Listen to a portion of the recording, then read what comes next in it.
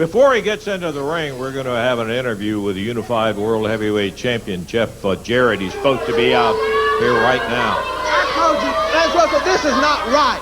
I know it. Jeff Jarrett's supposed to be out here, not Tony Falk. You've done it now. You've got him mad. He's madder than I've ever seen him. Yes, he is. Now, somebody's going to pay for this. There's no way to run a TV station like this. You should let a man know. Boy, you got that right. Plenty of time. He knew that he was supposed to be out here, and now here he comes, late.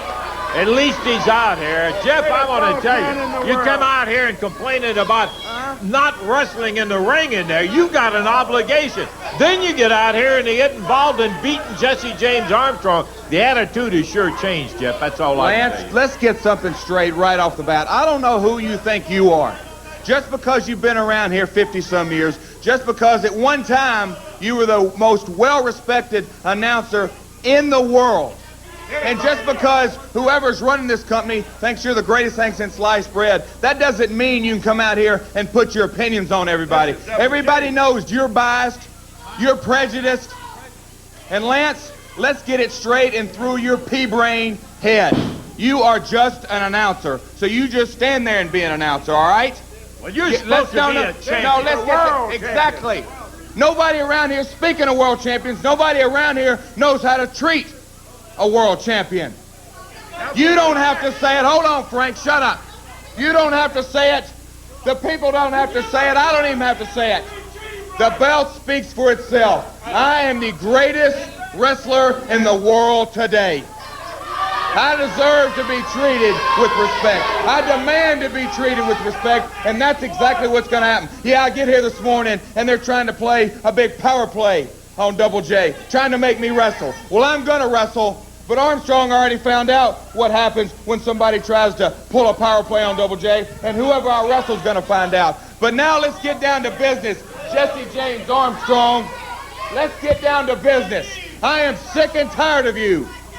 I'm sick of looking at you on this TV. I'm sick of looking at you at the buildings. Armstrong, you have been not just a thorn in my side for I don't know how long, but you are the only thing that's been wrong in Double J's career. You cost me the Intercontinental title. Hey, if I let you be my roadie, you'd probably cost me this belt. But I'm sick and tired of you. Matter of fact, Brian, I didn't think it'd ever get down to this, but I hate your stinking guts. You want to come out here and say you want a title shot? Well, I'm going to give you a title shot. That's exactly right, Lance. I'm going to give him a title shot, but on one condition. Yeah, you think you're going to whip these two guys if you beat me. You ain't going to beat me. Not in your wildest dream. But when I beat you, you've got to agree to pack your bags and leave and go back to Florida, go back to Georgia, or why don't you go back to a Desert Storm where you belong? Because I'm sick and tired of looking at you. I'm in a bad mood, in case you hadn't noticed. So get my opponent out there, and they're going to find out what old Double J, that's J-E-double-F, Lance, J-A-double-R-E-double-T, that's Double J Jeff Jarrett, the world's greatest singer, the world's greatest entertainer, and you're fixing to find out, folks, the world's greatest wrestler. You got the champion match? Yeah, brother, I'll tell you one thing. If you don't believe he doesn't believe that himself, you're crazy, because he believes every word that came out of his mouth.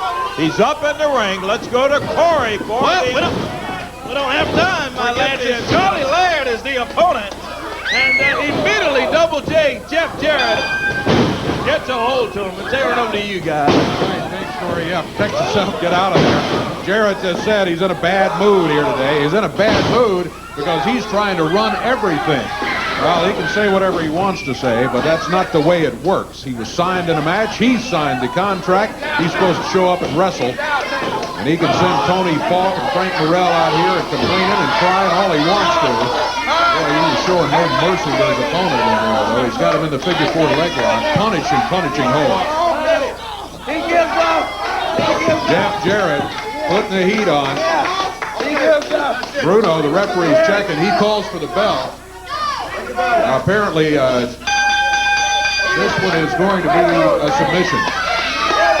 Jeff Jarrett is going to win it on submission as he grabbed that figure four and just would not let go.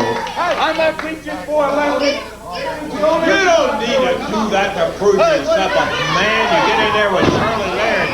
He's a good young wrestler. Now, when the boss man's mad, you see what the boss man does, don't you?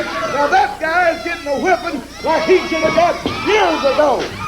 Get out there, throw him out on the floor after he beat him up with a belt in there.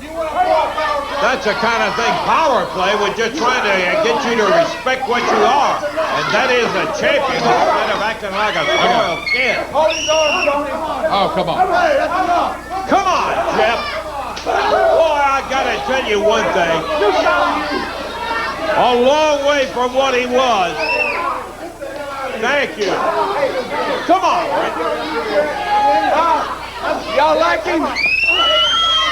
Jarrett grabs Charlie Laird, pulls him over there where the fans can get a closer look and beats him with that belt. I gotta tell you, this is a sick guy right now. He's gotten himself so involved in what a big shot he is. He thinks he can get away with anything. And right now, he happens to be doing that. Jeff Jarrett throws Charlie Laird toward the back as Tony Falk. Yeah, only took 3 of you. Nobody doubts you got the ability to get up there and do that.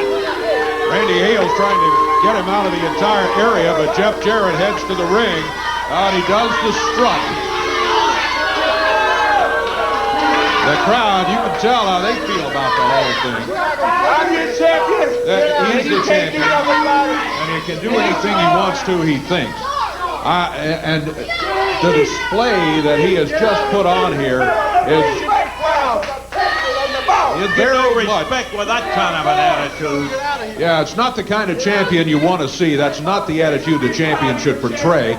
Jeff Jarrett, just discussing and the things he said to you in the interview, I tell you what, we both saw him when he was ref. We saw him when he started. We saw his first match. We remember when he was Rookie of the Year. But all of this stuff has gone to his head, and I think you called it. I think he believes all of this stuff now. I'm telling you, what a change. We both commented to ourselves privately when Jeff was coming along. Here's a guy that had the greatest work ethic in the world in the gym.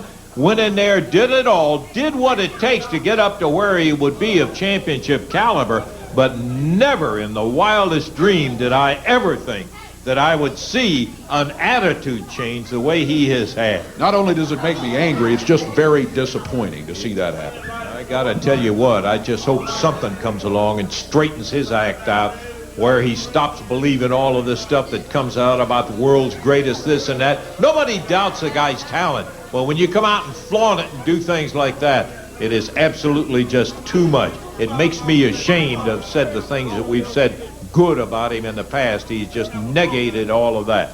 Dave, we got other things. Got a 10-man tag match coming up. We'll be to it in just a moment.